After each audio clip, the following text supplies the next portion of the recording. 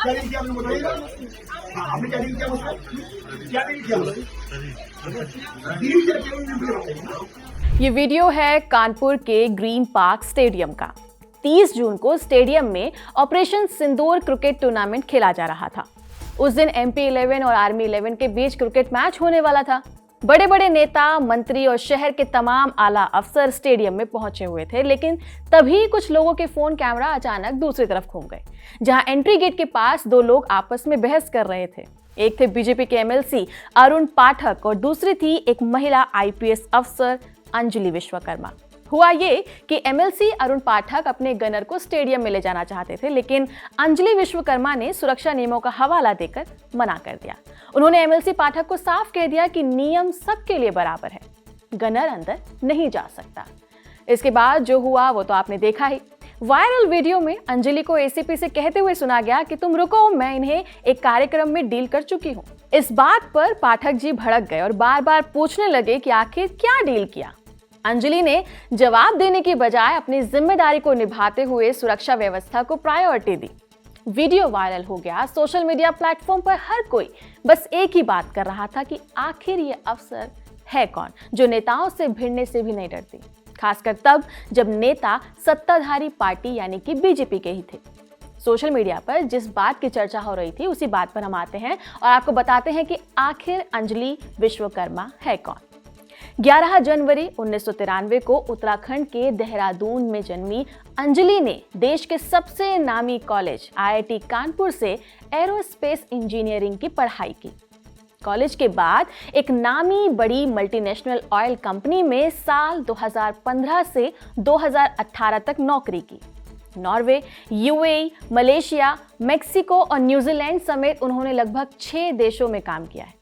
कई media reports के मुताबिक तो न्यूजीलैंड में रहते हुए उनका सालाना पैकेज था करीब 48 लाख रुपए, यानी कि महीने के 4 लाख रुपए से कहीं ज्यादा। महीने की कमाई के लिहाज से ये पैसा बहुत ज्यादा था, लेकिन अंजलि का टारगेट था UPSC क्रैक करना, तो उन्होंने नौकरी छोड़ दी और लग गई UPSC की तैयारी में। पहली बार जब अंजलि UPSC की परीक्षा में बैठी तो नाकामी हाथ लगी, लेकिन दूसरी बार साल 2020 में ऑल इंडिया रैंक 158 लाकर 2021 बैच की IPS बनी। अंजलि की पहली पोस्टिंग झांसी में हुई थी। पहली ही पोस्टिंग में एक ऐसा मामला हुआ जिसकी वजह से उनका नाम सुर्खियों में आ गया।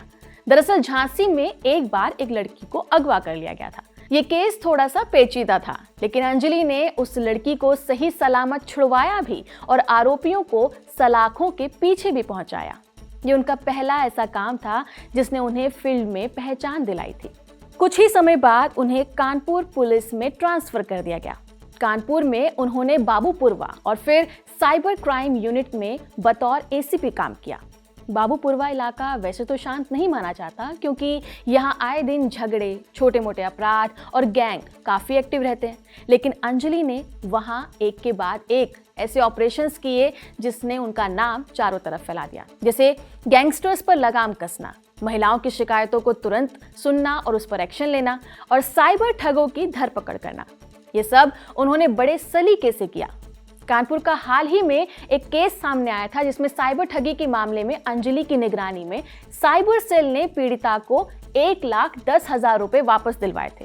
कानपुर में उनके काम की खूब तारीफ हुई और जल्दी ही यहाँ के लोगों ने उन्हें लेडी सिंघम का टैग दे दिया था, तो कुछ ने उन्हें एक्शन क्वीन ऑफ कानपुर का टैग दे दिया था। अंजलि ने ब्रूट इंडिया को एक इंटरव्यू दिया था जिसके कई क्लिप्स सोशल मीडिया पे इससे पहले शेयर किए जाते रहे हैं। इंटरव्यू में वो अपराधियों की मानसिकता को लेकर कई गहरी बातें बता रही थी। उन्होंने कहा कि जब कोई अपराधी किसी महिला पुलिस अफसर के हाथों हारता है या गिरफ्तार होता है तो उसे सिर्फ गिरफ्तारी का दुख नहीं होता, बल्कि उसका अहंकार काफी चोटिल हो जाता है। अपराधियों को लगता है कि उन्हें एक पुरुष अधिकारी ही समझ सकता है, लेकिन जब वही महिला अफसर उनके सामने आत्मविश्वास और सख्ती से पेश आती है तो उन्हें ये बहुत ही नागवार गुजरता है।